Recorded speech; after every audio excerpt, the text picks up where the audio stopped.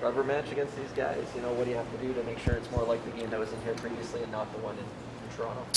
Yeah, I think just keep doing what's been making us successful here lately. Clogging up the middle, trying to take away speed from the other team. I think they're feeling it right now. I think they won 5 in a row, so it's really important not to turn over the puck against them and slow them down. So keep doing a lot of the things we've been doing lately. It's a bit of a patchwork blue line in some gritty wins. What's the mood of the team right now?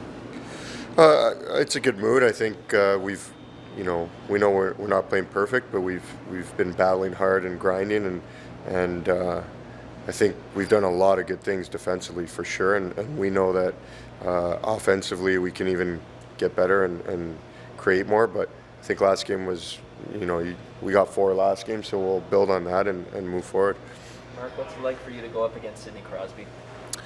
Well, I mean, it's tough. It's always tough. He's, obviously he is who he is. He's been the best player in our game for a long time. I mean, he's a guy who's extremely tough to play down low and in the corners. He's so good with the puck and spinning and getting around you. So he's a guy you always have to be aware of when he's on the ice. But do you, I guess, even this late in your career, is there still a little extra energy when you kind of get that one-on-one matchup with him, knowing you're going to see him so much tonight? Yeah, you have to be aware. There's always that, when he's out there, you're well aware of him. Malkin, guys like that on this team, they've both been so good for so long that you always have to know when they're on the ice and where they are. The coach said, go ahead. Just going to Sid, has your approach to playing him evolved over the years, or has he been basically the same guy for 18 years? I don't think he's changed too much in his game, but I guess when you're a young D-man and playing him for the first few times in your career, you really get a sense of how good he is down low and spinning and beating checks. So you got to know when there's times to close and time and space on him, but there's also times where you can't run against him because he'll get you. So not many guys have been able to shut him down, I'll say, over their career. So you just try to manage it as well as you can, especially 5-on-5, and then on the power play, it's a whole different way to play against him too. Coach said yesterday that he thought it was the first time Rasmus played a defensive, a 6-on-5 pulled goalie, right? These experiences that young players are getting because there's no Morgan Riley to the rescue, no Jake Muzzin to the rescue. Are these good learning experiences for these young defensemen? Yeah, for sure. I think Lily and Razzie specifically have really stepped up here. Obviously, in the last few games, I think they're playing big minutes and they're playing well. They're playing with a lot of poise back there. So, like our whole team really right now feels like we gotta all come together and really help each other out. And I think they've been really big for us. How do you go about managing an uptick in minutes at this stage of your career? Oh, I mean, I feel comfortable doing it. I've obviously done it before. Try and manage maybe off days and practices a bit more and not have as many reps. But as far as the games, it honestly doesn't feel too tough. It's a few more shifts each period, it feels like, and sometimes you almost feel better when you're going out every other shift and not thinking about the mistakes you made, so you just get out there and play. What is your process, Mark? Because it's not, first of all, to be playing in the league at 39 is an accomplishment on its own, but to play the big minutes and have success is even more so. So what is your process? Like, how do you make it work? You know what, I just you try and stay fast, keep your feet moving, get up in the play. But the way the game is now, the best defense is try not to play in your own zone for extended periods of time. So, gaps and shutting down plays at blue line, stuff like that becomes so much more important. So you're not in your own zone, and I think we've done a good job of it. And then our forwards have done a great job also of insulating us and coming back hard. So that really helps. And honestly, it feels good to play minutes. I don't think you'll see too many guys complaining about playing more minutes. When you were a young guy coming up, was there a veteran that you enjoyed watching, and I don't know if you stole any tricks from, but like you're like, that guy still be doing it, that's pretty cool? Oh, there were lots of guys. I think defensemen that stick out who played well into their late 30s.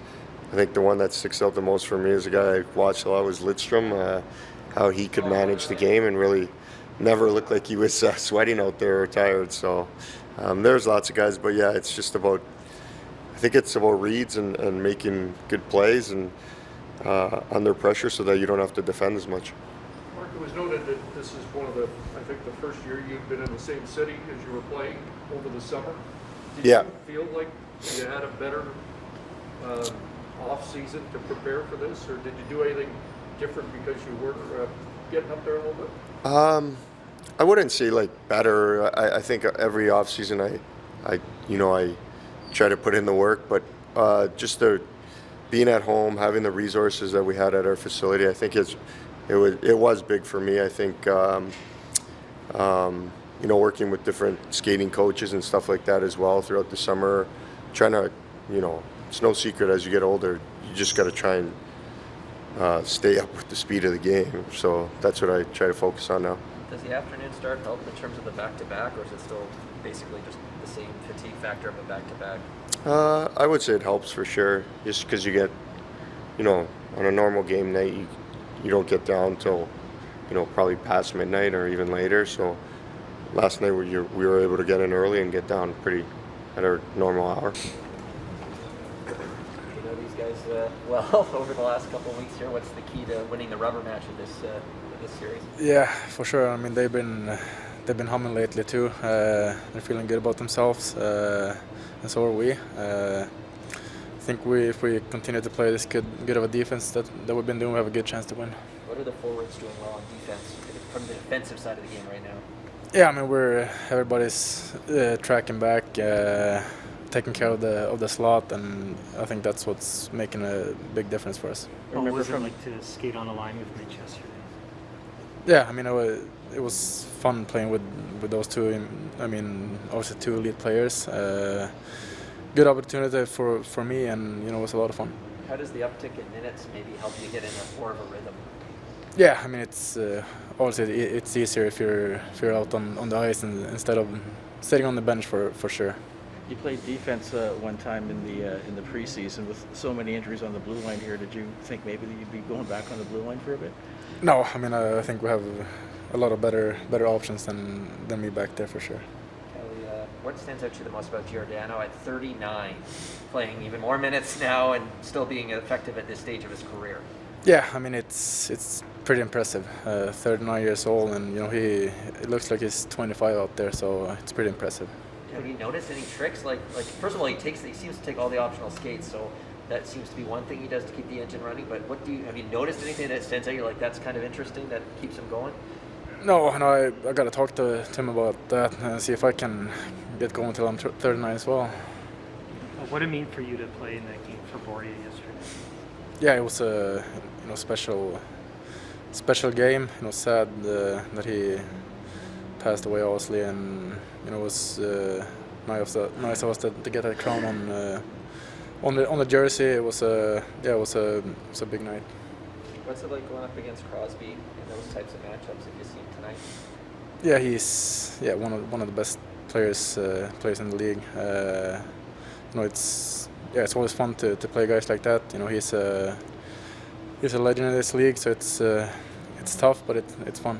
What's your sense of Eric? Since obviously he was tough on himself to give away late in Monday's game. What have you noticed about him as he gets ready for his next shot tonight?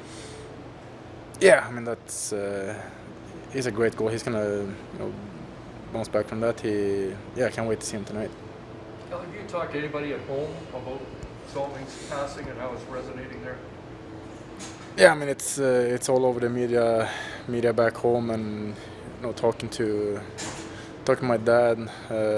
Obviously, it's kind of his era, so he knows him more than I do, and yeah, it's just sad. It's just sad. Sheldon, from your perspective, why do you think Mark Giordano is able to do what he's doing at 39?